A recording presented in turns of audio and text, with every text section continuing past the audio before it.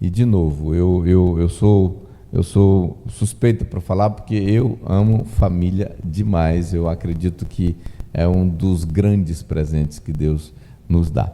Por isso que eu estou chamando o tema que nós vamos conversar hoje de apaixone-se por sua família. Apaixone-se por sua família. Eu gosto do Salmo 128. Vamos ler, não sei se vai dar para projetar. Se der para projetar, eu vou ficar feliz. Já está aí, o pessoal é rápido aqui, né? Diz assim: como é feliz quem teme o Senhor, quem anda em seus caminhos. Você comerá do fruto do seu trabalho. Olha que promessa linda, né? E será feliz e próspero. Olha a recompensa do temor do Senhor, de andar com Deus, de temer a Deus, de andar nos seus caminhos. Aí tem uma outra tradução que diz assim: feliz será e tudo te irá bem. É outra tradução, eu gosto dessa tradução. E diz assim: sua mulher será como videira frutífera em sua casa, seus filhos serão como brotos de oliveira ao redor da sua mesa. Assim será abençoado o homem que teme o Senhor. Que o Senhor o abençoe desde Sião, para que você veja a prosperidade de Jerusalém todos os dias da sua vida e veja os filhos dos seus filhos. Haja paz em Israel. E eu estava lendo esse salmo, eu falei, cara, olha o retrato que Deus desenha, que Deus mostra, que é o sonho, o plano e o projeto dele para a família. Um ambiente maravilhoso, né? O camarada vivendo uma família do ponto de vista financeiro abençoado, próspero, feliz, uma esposa maravilhosa no interior da sua casa, comparando com uma videira frutífera. Fala dos filhos como brotos, né? Filhos que trazem alegria, um ambiente familiar gostoso, maravilhoso, né? Fala também da bênção, como será abençoado esse homem. Então Deus projetou uma família com essas características, com essa experiência, né? com essa a alegria de ver os filhos dos filhos, brincar com os netos. Hoje eu dei uma ensaiadinha já com a Esther, né? com o Lucas, nós estamos ali, né? Tão gostoso. E aí pondo um pouquinho de pressão no Paulo com a Letícia. Vamos lá, dar uma acelerada nesse negócio aí. Todo mundo fala que ter neto é maravilhoso, que é bom, e eu já estou assim, babando, né? Já estou com inveja disso, né? E o pastor Eibe, então, agora, meu Deus, eu fico olhando para o Eibe, ele fala, é bom demais, fala, Senhor, também eu quero. E uma vez, quando o pastor Eibe mandou pintar uma camisa, que alguém tinha falado uma frase que eu também quero, eu ainda quero vestir essa camisa, eu ainda quero pintar essa frase numa camisa. A frase diz assim: você não manda em mim, você não é meu neto. Então eu ainda quero usar essa camisa também, né? Mas é muito interessante porque um tempo atrás, lá em Boa Vista ainda, eu procurei um médico ortomolecular, né? E ele me acompanhou e tal, fez todos os exames e papapá, passou lá umas substâncias, uns suplementos, me deu uma dieta, o que comer da manhã, não comer à tarde, comer à noite. E eu estava lendo aquela receita, página por página, um bloquinho assim, com tanta informação, mas eu achei muito interessante uma coisa que me chamou a atenção naquela receita, naquela prescrição, naquela proposta alimentar daquele médico, que ele terminou aquilo com uma frase em vermelho. Ele pegou uma caneta vermelha e é tudo escrito, E ele terminou dizendo o seguinte: caro Sabá, ou Sebastião, como ele me chamava, apaixone-se pela sua saúde. Eu achei muito interessante. Já tinha ido em vários médicos, nenhum médico tinha colocado uma frase no final da receita dele, esse tipo de frase: apaixone-se pela sua saúde. E eu fiquei pensando, cara, esse médico está pedindo para eu me apaixonar por algo que eu já devia estar apaixonado, que é a minha saúde, né? Eu já deveria estar apaixonado pela minha saúde, eu já deveria estar levando a minha saúde a sério. E eu pensei a lógica dele, porque tem muita gente que não ama a própria saúde, está bagunçando, está destruindo. E aí um dia eu estava pensando, falei, sabe, eu vou pregar um dia sobre essa frase desse médico, mas não vai ser sobre a saúde, vai ser sobre a família. Apaixone-se pela sua família. E eu sei que parece uma contradição, né? Muitas vezes, e parece até desnecessário ficar pedindo para a gente se apaixonar por algo que é importante para nós. Mas o fato é que é necessário. Porque às vezes nós temos a tendência de, como eu já disse nessa conferência, de estar com pessoas que a gente ama, mas nunca faz essas pessoas se sentirem amadas. E a gente vai empurrando com a barriga, e é necessário sim que alguém chegue e diga: apaixone-se pela sua família. Agora, me dei conta que é possível falarmos que algo ou alguém é importante para nós, contudo, na prática, no dia a dia, nós não demonstramos qualquer nível de importância, qualquer nível de evidência de que aquilo realmente é importante, aquilo realmente vale a pena, aquilo tem valor para nós.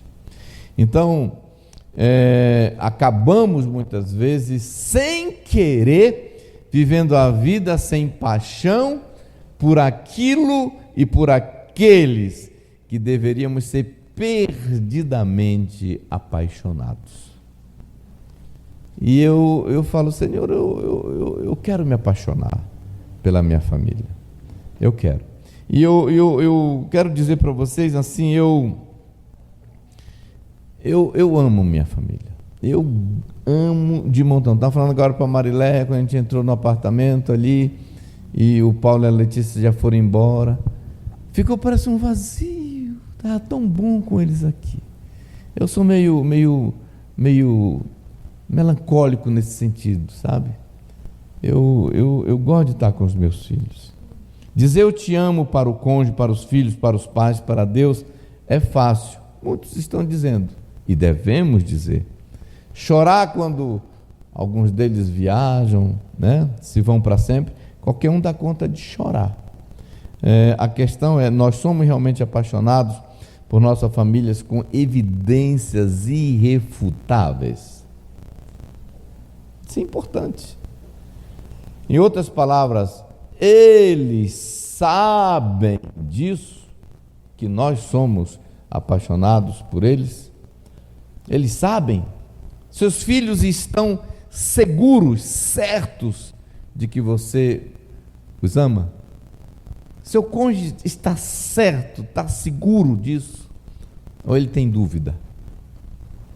Eu estou falando aqui com todos nós, pai, adolescente, filhos, esposa, enfim, genro, sogra.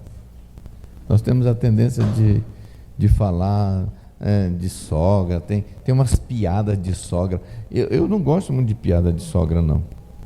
Eu sempre amei demais a sogra da minha esposa.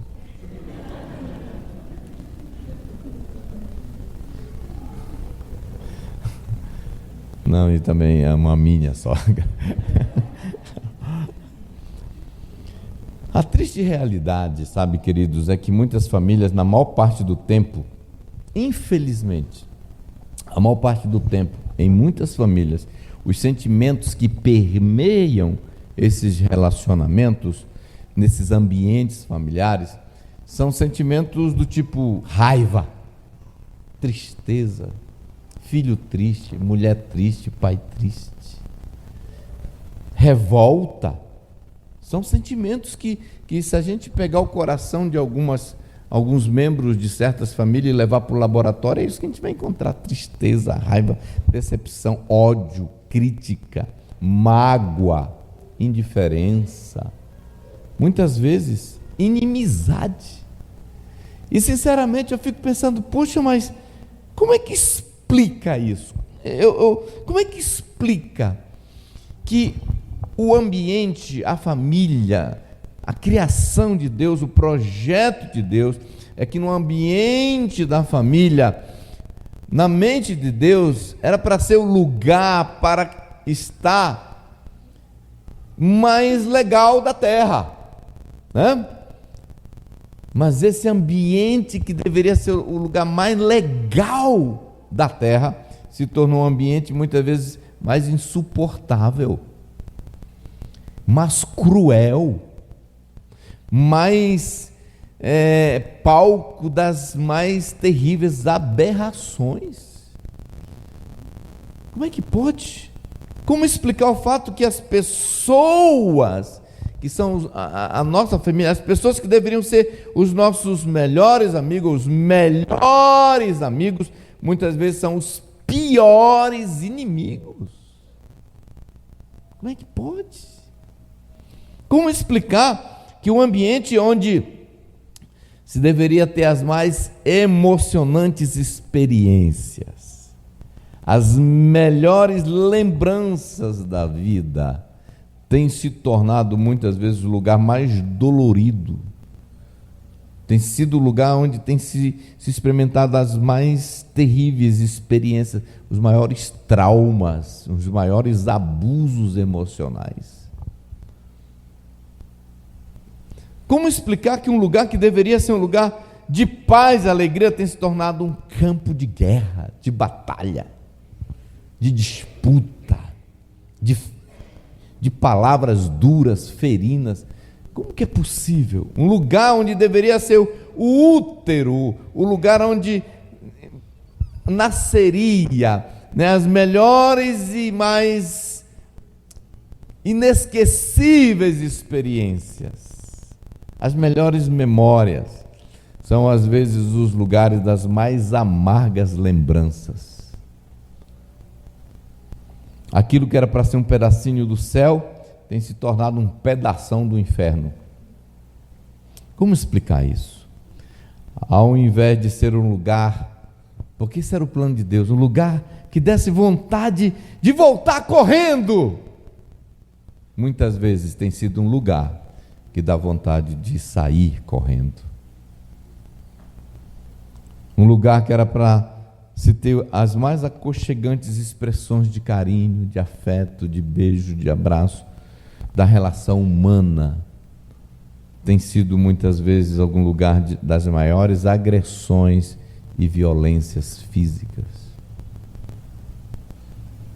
Como explicar que um lugar que deveria ser palco de risadas, de brincadeiras, de alegria, de diversão, se tornou um lugar de indiferença, de crítica, de angústia, de desprezo, de solidão? Um lugar que deveria ser de amigos, se tornou um lugar de ilustres desconhecidos, que quase ninguém se fala mais, quase ninguém se conhece. Uma atmosfera de frieza, de indiferença, de cada um por si, sem diálogo, de independência, de rebelião, sem afeição. E eu já me fiz todas essas perguntas: como é possível, Senhor? Eu ouço notícias, eu ouço dessas coisas que acontecem, né? Separação, marido que matou a mulher com 7 facadas, que achatou a cabeça com botijão de gás, que matou o filho, que mandou matar o pai, e briga, e divórcio, e guerra, e grito. A gente mora no nosso vizinho de cima no apartamento, de vez em quando a gente acorda assustado, né, amor? O negócio lá é feio, a gente fica orando, está repreendido Satanás. A gente pensa, meu Deus, vai matar dessa vez. Grita, e palavrão, Fala, vai jogar pela janela, pelo amor de Deus, Senhor. E eu falo, meu Deus.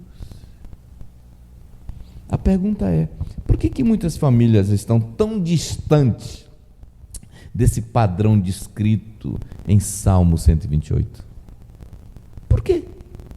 Por que estão tão distantes desse padrão idealizado por Deus para a família? E sabe, queridos, a resposta para mim é muito simples. A resposta é porque nós deixamos, porque nós permitimos. Nós poderíamos dar algumas explicações? Por causa disso. Nós podemos colocar a culpa no governo, no comunismo, no diabo, na escola, né? Diz que o diabo, inclusive, está levando a culpa de tanta coisa que ele já entrou no ministério público contra alguns crentes por calúnia e difamação. Né? A mídia, né? O governo, sociedade, e às vezes a culpa é da igreja, do pastor. Eu já vi pai falando, meu filho está desviado e tal, e a culpa é do pastor que não vai atrás. Deixa eu falar uma coisa para você. Quem vai prestar conta do seu filho para Deus não é o pastor não, irmão, é você. Entendeu? O pastor aqui está para dar uma forcinha, mas não é responsabilidade dele, de verdade. A verdade, a responsabilidade é nossa, não é do governo, não é da Dilma, não. É nossa. A responsabilidade de cooperar com esse ambiente para a gente viver Salmo 128 na nossa casa, esse ambiente maravilhoso. É nossa essa responsabilidade, é exclusivamente nossa, não dá para transferir, não dá para terceirizar, é nossa, é somente nossa e de mais ninguém. É você que decide se você vai ser um marido desse jeito ou desse jeito, é você que decide se você vai ser uma esposa desse jeito ou desse jeito, é você que decide. É você que decide se você vai ser um filho assim ou assado. É você que decide. Eu costumo dizer que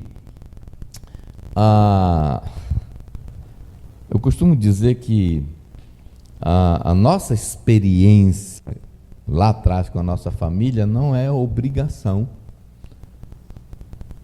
Os nossos traumas não se tornaram uma obrigação. Nós podemos agir e reagir diferente, apesar das nossas experiências. Nessa conferência, nós procuramos trazer para vocês essa ótica. Nós colocamos aqui algumas atitudes, algumas decisões, algumas posturas que podem, na medida que a gente vai praticando, na medida que a gente vai aplicando, podem nos aproximar cada vez mais desse padrão idealizado por Deus para a família. Eu posso te garantir, você pode, se você quiser, ir nessa direção, colocar seu barco na direção desse porto e falar, nós vamos chegar lá. Então eu quero te dar algumas coisas rapidamente aqui, não vou me demorar. Na verdade era para mim ter prestado mais atenção no horário, acabei não prestando, mas eu vou ficar de olho aqui. Primeiro, adote uma postura de possibilidade. Acredite que é possível. Eu gosto de bater nessa tecla, porque o que eu encontro de gente acreditando que não é possível. Gente, já que você está acreditando em alguma coisa, você está perdendo tempo para crer em alguma coisa, creia em alguma coisa que preste. Como disse alguém, já que você vai usar os seus neurônios para pensar, pense em alguma coisa boa. Já que você vai perder tempo meditando, medite em alguma coisa boa.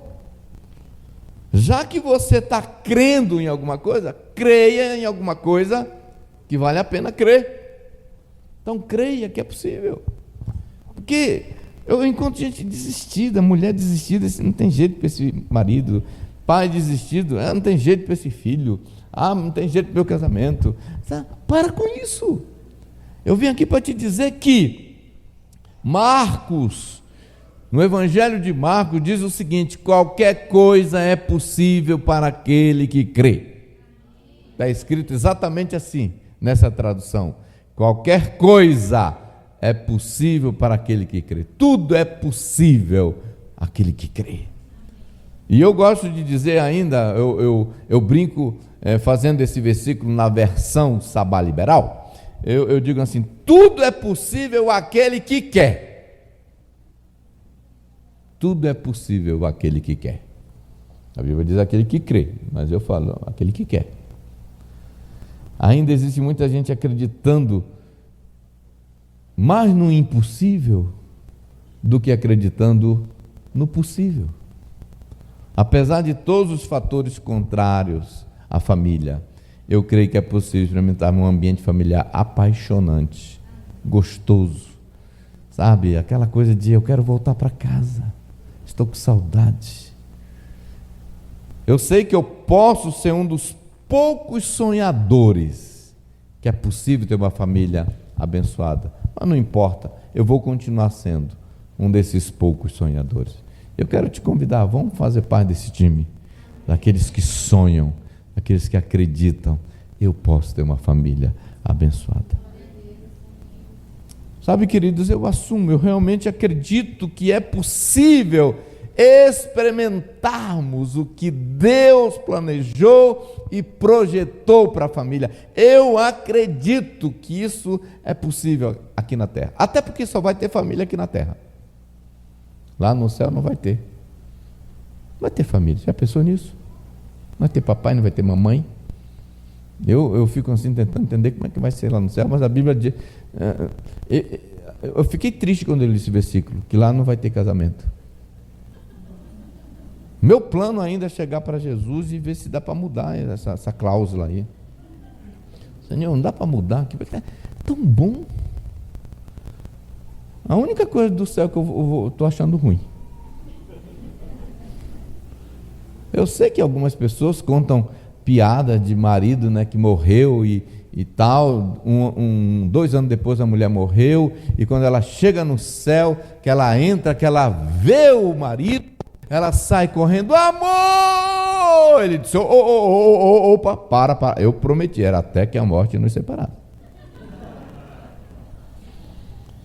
Mas eu já penso o contrário, falo, cara, eu quero conversar com Jesus para ver se dá para mudar essa regra. Que eu queria continuar casado. Para mim, o céu e o casamento é uma combinação perfeita. Mas se por um acaso não tiver jeito mesmo, Jesus fala, não dá, é o Pai, ele que decidiu assim. Falou, Jesus, então eu queria te pedir pelo menos uma coisa, que o Senhor permita que a minha mansão fique bem do lado da dela. Que eu quero acordar, abrir a janela e falar, oi vizinha.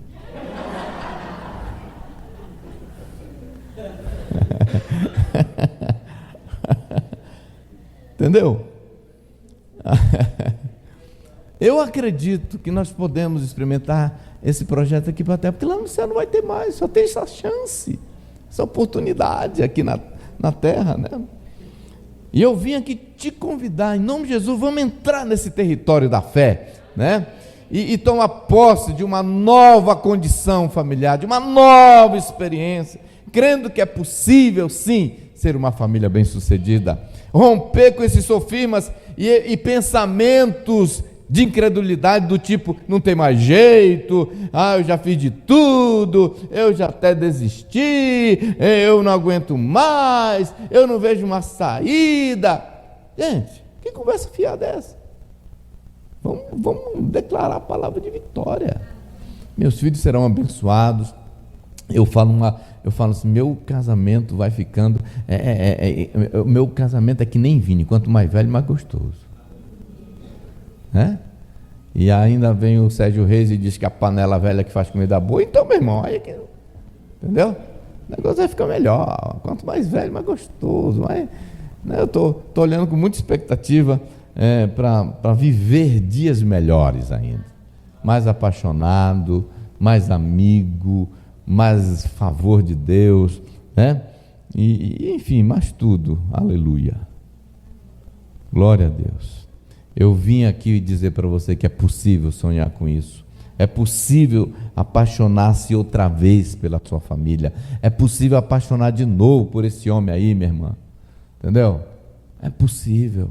Assim como no começo. Eu falo outra vez porque eu creio que tudo começou com uma paixão, Como dizia um missionário na Jocum, eu nunca vi inimigos casarem.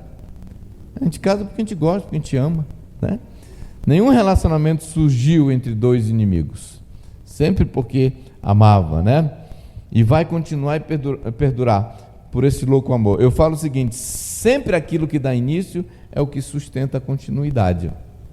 Então, temos que buscar, buscar isso. O que começou com uma paixão vai permanecer por paixão. Eu acredito, porque tem muitas pessoas que falam: pastor, o amor já acabou, não tem mais nada, não tem mais jeito, só tem uma saída, o divórcio. Eu não acredito nisso. Eu não acredito, por quê? Não só porque eu vejo a Bíblia apontando que existe esperança, que Deus faz brotar, como diz aquela música, faz brotar de um tronco seco, Deus faz rios no deserto, mas eu vivi, meus pais, eles se separaram, brigavam muito, eu fui morar com meu pai, eu tinha 12 anos, eles se separaram, eu fui para outra casa, meu pai tinha um comércio, fui ajudar ele, foi uma experiência muito ruim para mim com 12 anos, e foi um período que eles ficaram bem odiosos, Como eu disse em uma dessas palestras, minha mãe dizia que meu pai era safado e tinha outras mulheres, eu nunca vi, mas ela dizia, mulher, sei lá, tem o sexto sentido, E o que acontece? Minha mãe criou um ódio do meu pai, que era assim, horrível. Como eu disse, uma vez falaram alguma coisa para ele, ela disse: olha, a melhor notícia que podem trazer para mim sobre ele é que ele morreu na ponta de uma faca. O tanto que ela estava odiosa. Mas Deus é tão extraordinário que o evangelho entrou na minha casa. A mamãe se converteu, o papai se converteu. E Deus fez uma viravolta, chaves viraram. E eles reconciliaram, voltaram a morar juntos. E eu já estava lá com os meus 20 e poucos anos, e eles resolveram voltar para o interior. Eles são do interior, gostavam da roça, meu pai tinha muita terra próximo de Santarém, e ele voltou, ele gostava de plantar, ele gostava de criar e tal. Ele voltou para aquela vida lá do interior. E eu fiquei só. Mas eles vinham de vez em quando, para a cidade, pegar aposentadoria. E eu lembro de uma das vezes que a minha mãe veio e ficou alguns dias a mais lá comigo. E eu estava tão feliz que ela estava por lá. Um dia ela estava sentada no sofá comigo, ela disse: meu filho, eu já vou embora amanhã. Eu falei: mas por que, mamãe? Fica mais tempo. A senhora me abandonou. Eu fazia chantagem brincando: a senhora me abandonou. Eu nunca vi pais abandonar os filhos, vocês me abandonaram. Oh, meu filho, tu sabe. Tá. E aí ela disse: não, eu já vou, meu filho. Mas por que? Ela disse: eu estou com saudade do meu velho. E eu lembro chorando naquele dia. Porque aquela mesma mulher que alguns anos atrás tinha dito que ela odiava ele, que a melhor notícia era que ele tinha sido morto na ponta de uma faca, agora ela está dizendo: eu quero voltar, já quero voltar para cá que eu estou com saudade do meu velho. Eu acredito que o amor, ele não morre, eu acredito que ele é abafado. Alguém disse assim: eu não amo mais. Eu falei: antes de você conhecê-lo, no dia que você conheceu, você já amava? Não, você não aprendeu a amar a partir do momento que você conheceu? Sim. O amor não veio a partir do momento que você conheceu? Sim. E não cresceu? Foi. E ele voltou e acabou, ou pelo menos morreu, ou pelo menos abafou. Então, você deu conta de amar uma pessoa que você não conhecia? Você dá conta de amar de novo. O amor, ele se renova. Então, eu acredito nisso. A outra coisa que eu queria falar para você é: liberte-se da utopia da família perfeita. Por que eu gosto de falar isso? Porque tem gente que, por alguma razão, ela assim está tão indisposta a conviver com a imperfeição e defeitos das pessoas, né? Não existe família perfeita. Não existe igreja. Eu já vi tanta gente falar: sai dessa igreja porque ela começa a citar os defeitos da igreja e vai para uma outra, como se lá na outra não tivesse.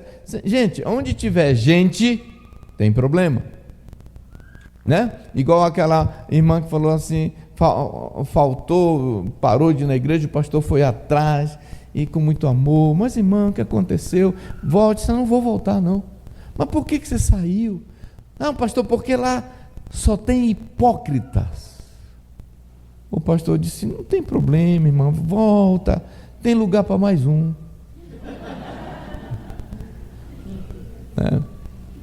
Uma vez eu conversei com uma pessoa que ela estava com esse negócio que já tinha mais 20 igrejas, nenhuma prestava, todas tinham defeito. E eu falei: irmã, não existe. E se você encontrar uma igreja perfeita, não vá para lá, senão a senhora vai estragar a igreja. Então não existe família perfeita, né? Muitas famílias acabaram porque idealizaram um conto de fadas, ficaram decepcionadas com a realidade de ter filhos, ficaram decepcionados com a realidade de que o marido não era perfeito, que a esposa não era perfeita, os pais não eram perfeitos, os filhos não são perfeitos. Então saia dessa ilusão, esqueça isso. Não existe príncipe encantado. Minha irmã, não existe príncipe encantado. Não existe a bela. A fera, sim, tá? Quando você casa, a fera está lá. Acredite se quiser. Mas, em outras palavras, a razão de tantos divórcios, para mim, só tem uma explicação. Quando você vai buscar a fundo a razão que um casal divorciou, pode prestar atenção, pode conversar. Você vai descobrir uma coisa: eles divorciaram, sabe por quê? Porque ele é perfeito. Porque ele tem defeito. Porque ela tem defeito. É incrível. Era como se fosse assim: eu descobri uma coisa, ele tem defeito. Por isso, quando eu faço o casamento, na hora da cerimônia, eu estou lá, está todo mundo, os parentes, aquela mulher produzida, aquele cara todo tão bonitinho, apaixonado. Eu falo: olha um para o outro, olha para ela. Eu falo: meu amigo, presta atenção numa coisa, essa menina cheirosinha, bonitinha, com essa cinturinha maravilhosa, ela vai fazer raiva para ti. Ela vai fazer coisa que vai te tirar do sério. Ela vai ter alguns defeitos. Não sei se é mau hálito, não sei se ela vai soltar pum na madrugada, não sei o que é, mas vai fazer coisa que você não gosta. Aí eu dizia para ela assim: olha para esse cara aí que você está toda assim, a coisa mais linda do mundo. Esse cara aí, esse musculoso aí, esse bombado, ele vai fazer raiva, vai dar vontade, vai ter dia que você vai ter vontade de matar ele. Agora, depois de tudo que eu disse, vocês querem continuar? Vocês querem que eu continue? Eu faço isso assim meio que ironicamente, porque parece que algumas pessoas casam no mundo da lua. Parece que eles casam pensando que isso é uma maravilha. Gente, o cara tem chulé, sabe? E outras coisas. Nhaca pura. Tem vícios.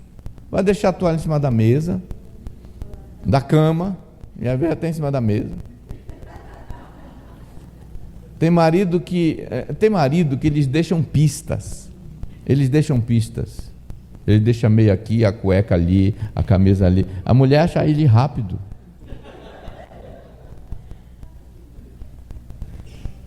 Deixa eu te dizer uma coisa. Minha família nunca foi perfeita e eu tenho certeza que nunca será aqui na terra. Olha aqui para mim, pensa num pai que já falhou miseravelmente. Pensa num pai que já falhou, sou eu. Pensa num marido que já falhou, que já pisou horrivelmente na bola, sou eu. Meu irmão, eu tenho até vergonha, ainda bem que tem o sangue de Jesus, está tudo debaixo do sangue, está tudo debaixo do sangue. Nem por isso nós deixamos de ser uma família feliz. Meus filhos não são perfeitos, já deram trabalho, já tivemos que orar, já tivemos que jejuar por eles, né? De longe, todavia, as minhas melhores experiências, as minhas melhores lembranças têm sido no contexto da família, junto com a minha esposa, junto com os meus filhos. Nem se compara. Eu amo, tem muitas pessoas no planeta que eu gosto de estar junto, mas nem se compara. Eu gosto de estar com a minha família. Sabe por quê? Porque nós acreditamos que é impossível ser uma família perfeita, mas é possível ser uma família feliz. É impossível ser perfeito, mas é possível ser feliz. Por isso que o Salmo 128 diz: você comerá do fruto do seu trabalho e será feliz e próspero. Sabe, eu vou contar algumas coisas aqui para vocês, mas pelo amor de Deus, não vão falar para o pessoal que vota no Bolsonaro, tá? Não vão falar para esse pessoal aí. Quando eu ouço sobre casais que dão testemunho do tipo assim: nós nunca brigamos na frente dos nossos filhos, nunca dormimos uma noite sequer brigados, nunca gritamos um com o outro. Eu fico com uma inveja. Eu acho bonito esses testemunhos, mas me dá uma inveja. E aí eu penso, poxa, eu queria tanto ter esse testemunho para contar. Eu queria tanto. Mas a verdade é que eu não tenho. Eu não posso.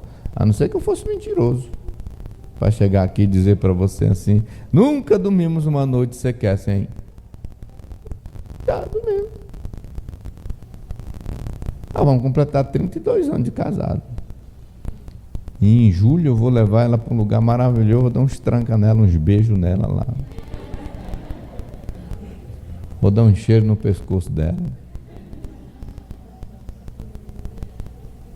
Eu fico com uma inveja medonha quando eu ouço alguns filhos dizendo, filho dando testemunho: nunca vimos nossos pais brigando. Eu fico tentando imaginar como é que é isso, porque os meus, a coisa que eu mais vi foi eles brigando.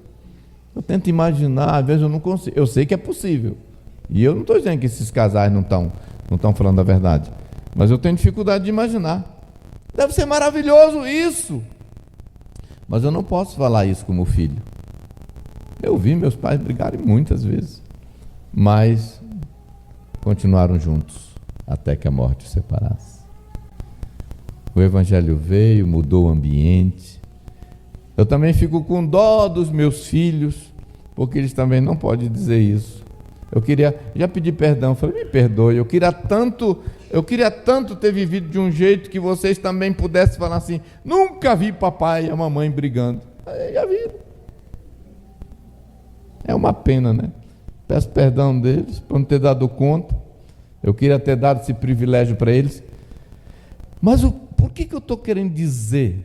Por que eu estou dizendo tudo isso? Para dizer para você que nós temos que nos libertar dessa utopia da família perfeita. Agora, eu dou graças a Deus porque meus filhos podem dar outros testemunhos.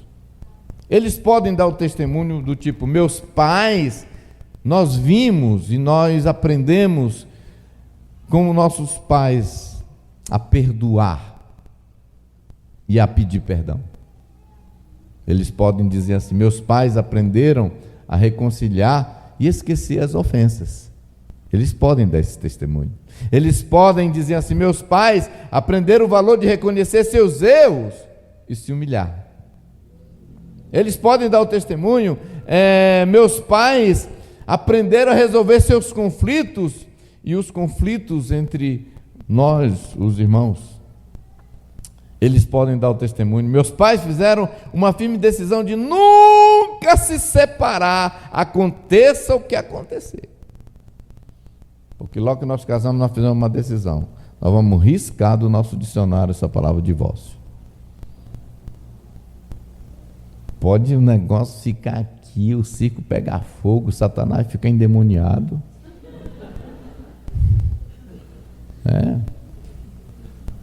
Eles podem, meus filhos podem dizer: meus pais entenderam o que significa aliança. Eles podem dar esse testemunho.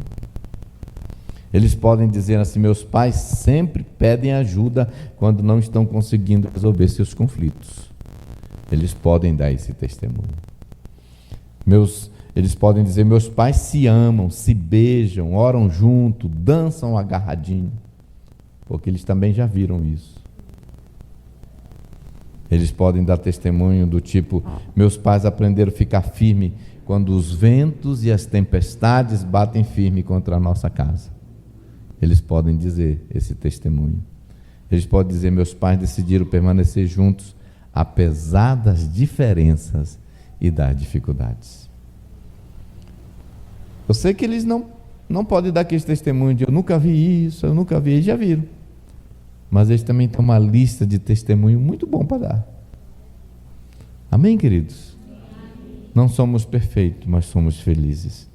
Eu gosto de dizer o seguinte: um casamento exemplar não é necessariamente um casamento sem crise, mas um casamento duradouro. Isso que é um casamento exemplar. Um casamento inspirador e exemplar não é aquele que não tem problemas, mas o que sabe lidar com os problemas. Isso que é um casamento inspirador. O bom casamento não é aquele que não tem problema, mas aquele que resiste e sabe resolver os problemas. O bom casamento é aquele que entende que, apesar dos defeitos, apesar da imaturidade, apesar das circunstâncias, é possível viver e trabalhar para que o ambiente fique melhor. Eu digo o seguinte: o valor do ouro não está no brilho, mas na capacidade de resistir o fogo e o tempo. O que importa não é o brilho, mas a capacidade. Por isso que é ouro, por isso que é caro, que ele resiste o tempo, ele resiste o fogo. Então eu vim aqui te dizer hoje: liberte-se dessa utopia da família perfeita. Seus filhos vão ter dificuldades, seu esposo.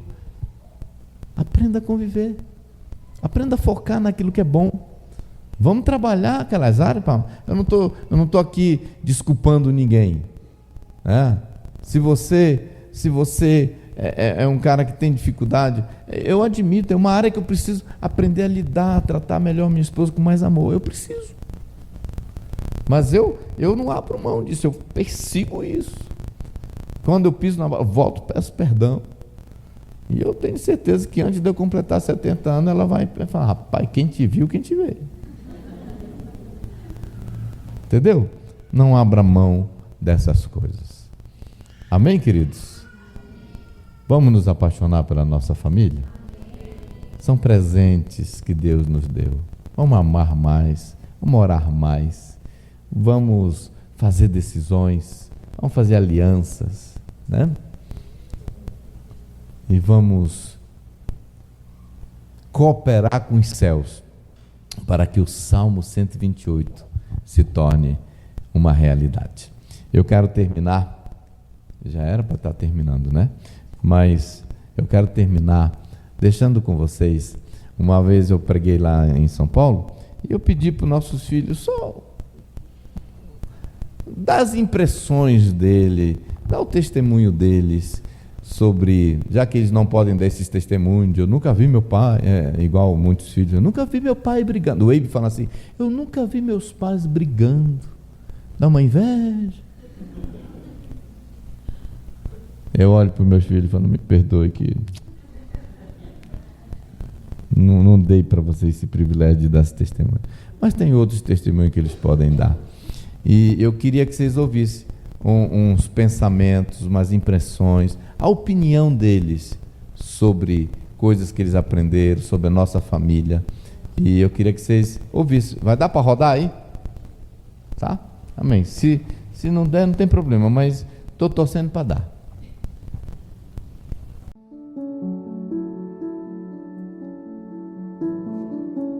Eu acredito que o maior impacto da minha criação foi que hoje eu me sinto uma pessoa especial, eu me sinto uma pessoa amada, eu me sinto uma pessoa capaz, porque isso foi muito enfatizado todos os anos da minha vida.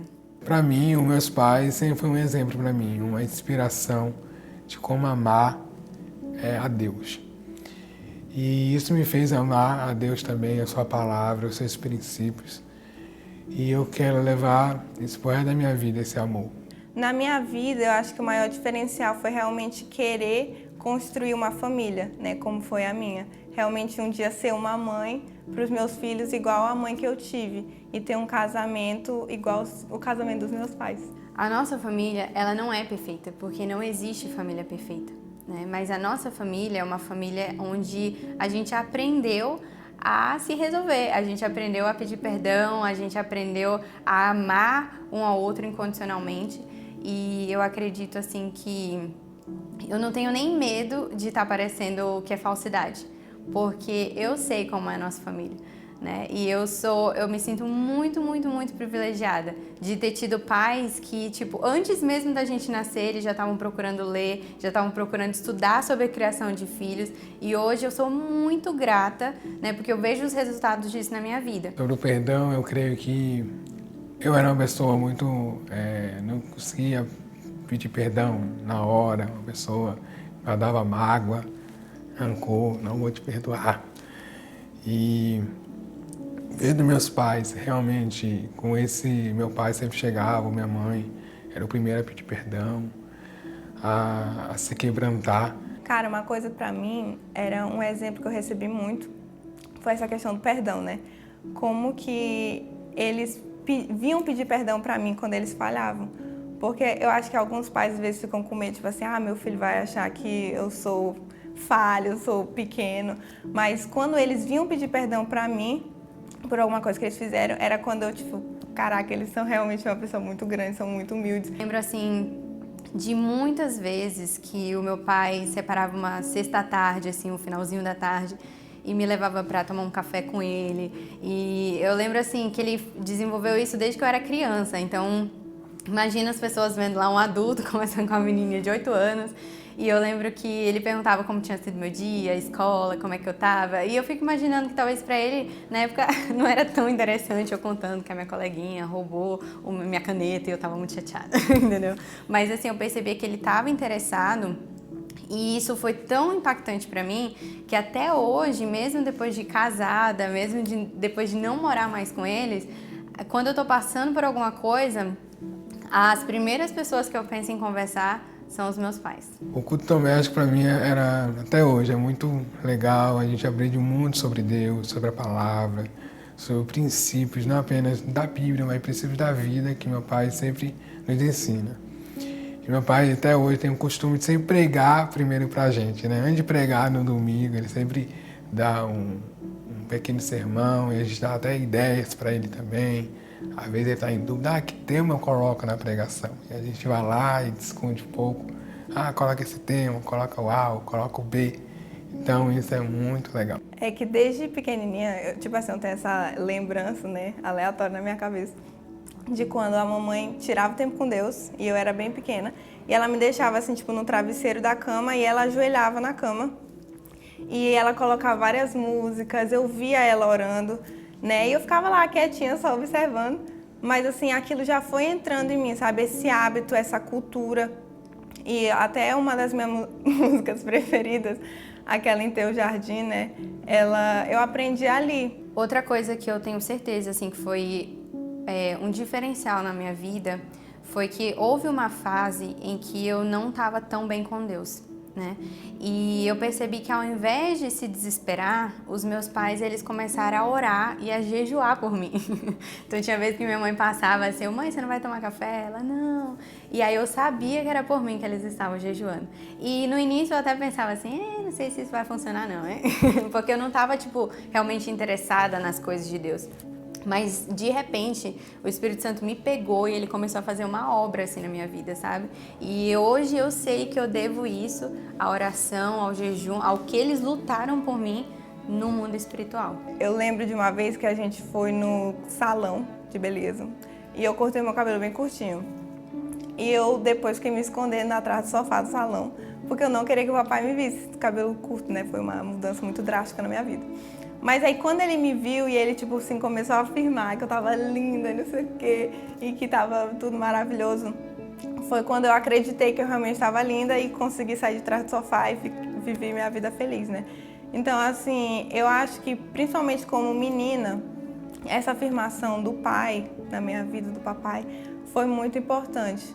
Teve até uma frase, uma vez, que a gente viu na internet, que a gente acabou adotando pra gente, que é, família é tudo igual. Mas a nossa é mais legal. Essa frase nós adotamos. Família é tudo igual, mas a nossa é mais legal. Vamos ficar em pé. Eu creio que você também já está começando a cada dia mais se apaixonar pela sua família. E eu queria deixar essa frase também, como aquele médico disse, caro amigo, apaixone-se pela sua saúde. Eu quero dizer hoje, meu querido irmão, minha querida irmã, apaixone-se pela sua família. Eu aprendi que nos últimos dias da vida, as lamentações não são, eu devia ter trabalhado mais, eu devia ter comprado aquela casa, eu devia ter feito aquilo. As lamentações sempre são, por que eu não amei mais? Por que eu não pedi perdão? Por que eu não abracei mais? Por que eu não viajei mais? Por que eu não dei aquele presente que ele pediu? Por que eu não saí para conversar com ele, com ela? Por que eu não fui um pai melhor, uma mãe melhor? Geralmente são essas coisas que as pessoas lamentam no fim da vida. Sempre tem a ver com família. Sempre tem a ver com família.